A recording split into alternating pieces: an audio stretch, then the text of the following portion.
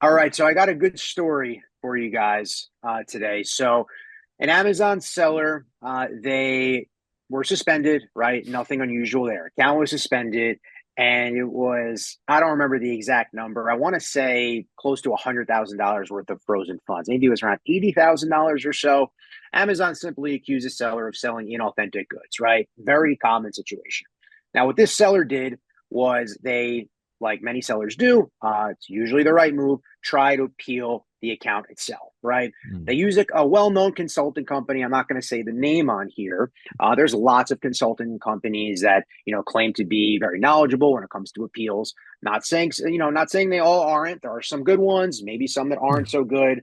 Uh, but in this case, they started doing the same thing over and over and over again, right? Contacting the same teams, appealing to the same teams for I think 6 months to a year in total, right? We told them that if they wanted to get their money back, they've tried all these things, they have to go up the food chain and contact Amazon's legal teams, right? This generally what we call is the pre-arbitration process. So it doesn't mean you're filing a demand for arbitration yet. You're simply putting Amazon's attorneys on notice that there's a situation that we don't believe is right, right? That it's not justified that Amazon is holding this amount of money from the seller. And let's see if there's a way that we can resolve the issue. So after I think close to a year, they finally Wow. got in contact with us. We reached out to Amazon's counsel, right? We put them on notice of the situation. Within a few weeks, they reached out to us after doing an investigation. And what do you know? They proposed settlement to resolve the issue, right? It took a little bit of time for Amazon to review, to investigate, to propose a formal settlement agreement. But it was a lot better than waiting another year for appeals that likely either won't Amazon won't even answer or they'll just delay and continue to kick the can.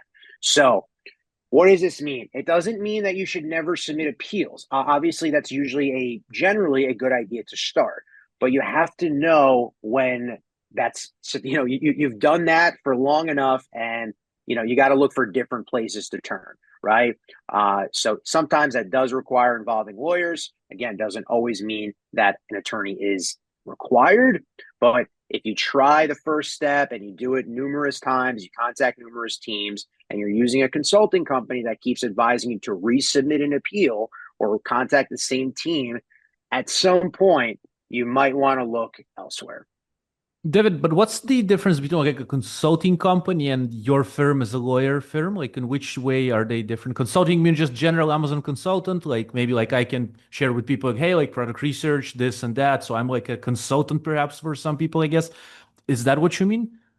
Yeah, so consulting companies they come in all different shapes and sizes, but what I mean is in this space specifically a reinstatement or appeals Okay. consultant for Okay. Amazon sellers, right? So you have law firms that maybe do that as well, but they also come with legal knowledge and they can start, Mm. actual cases against Amazon, such as an arbitration case that these consulting companies will never touch, right? So that's really the difference.